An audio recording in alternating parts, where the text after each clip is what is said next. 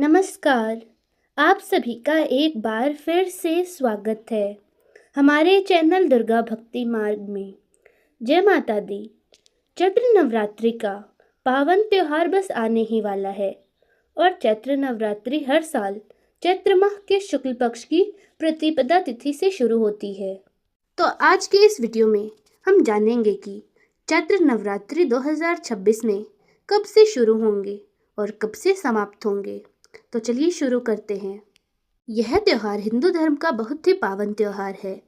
इस दिन गुड़ी पड़वा भी होता है और इसी दिन से हिंदू नववर्ष की शुरुआत भी होती है और यह हिंदू नववर्ष का प्रथम दिन माना गया है। पहले दिन घट स्थापना होती है, जिसमें घट स्थापना के साथ साथ माँ शैलपुत्री की भी पूजा की जाती है। फिर 9 दिनों तक माँ दुर्गा के अलग अलग 9 स्वरूपों की विधिवत पूजा होती है। इसी दौरान भक्त उपवास रखते हैं। 9 दिन अलग अलग तरह के भोग माँ के सभी 9 रूपों को लगाया जाता है। श्रद्धा के साथ पूजा पाठ करते हैं और नवरात्रि के दिनों में अष्टमी और महानवमी का दिन सबसे महत्वपूर्ण माना गया है, क्योंकि इन 2 दिनों में भक्त कन्याओं को देवी का स्वरूप मानकर उन्हें अपने घर पर आमंत्रित करते हैं। उन्हें भोग प्रसाद अर्पित करके आशीर्वाद देते हैं। आइए जानते हैं चैत्र नवरात्रि की सभी तिथियों के बारे में। कलश स्थापना, महाअष्टमी, महानवमी और चैत्र नवरात्रि कब से शुरू और कब से समाप्त होंगी। इस बार नवरात्रि 19 मार्च दिन गुरुवार से शुरू होंगी और नवरात्रि का समापन होगा 27 मार्च दिन शुक्रवार को। चैत्र शुक्ल प्रतिपदा तिथि 19 मार्च दिन गुरुवार को सुबह 6:54 से प्रारंभ होगी। इससे पहले तक अमावस्या तिथि रहेगी और 20 मार्च शुक्रवार को सुबह 4:52 तक प्रतिपदा तिथि समाप्त हो जाएगी, क्योंकि गुरुवार को सुबह अमावस्या तिथि भी है और उदय तिथि के अनुसार अमावस्या तिथि जब तक रहेगी तब तक कलश स्थापना से बचना चाहिए। अमावस्या तिथि में आप सुबह स्नान कर सकते हैं और शुभ मुहूर्त में कलश की स्थापना करने से शुभ फलों की प्राप्ति होती है। 19 मार्च गुरुवार को कलश स्थापना का शुभ मुहूर्त रहेगा, जिसमें सुबह का मुहूर्त होगा 6:54 से, यानी कि अमावस्या तिथि के समाप्त होने के बाद से लेकर 7:43 तक। इसके अलावा दोपहर में 12:10 से 12:58 के बीच में आप कलश स्थापना कर सकते हैं, जो कि अभिजीत मुहूर्त रहेगा। यह मुहूर्त बहुत शुभ माना जाता है। 19 मार्च गुरुवार को सुबह ब्रह्म मुहूर्त 4:58 से 5:46 तक रहेगा। सूर्योदय होगा सुबह 6:35 पर और इस दिन शुभ योग सुबह 4:01 तक रहेगा। बाद में शुक्ल योग प्रारंभ हो जाएगा। राहु काल दोपहर 1:30 से 3 बजे तक रहने वाला है।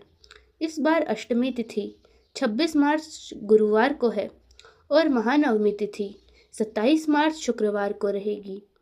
इसी के साथ नवरात्रि व्रतों का समापन हो जाएगा। तो माँ भगवती के 9 स्वरूपों की पूजा करने के लिए इस बार चैत्र नवरात्रि में पूरे 9 दिन प्राप्त होने वाले हैं, जिसमें 19 मार्च गुरुवार को माँ शैलपुत्री की पूजा होगी।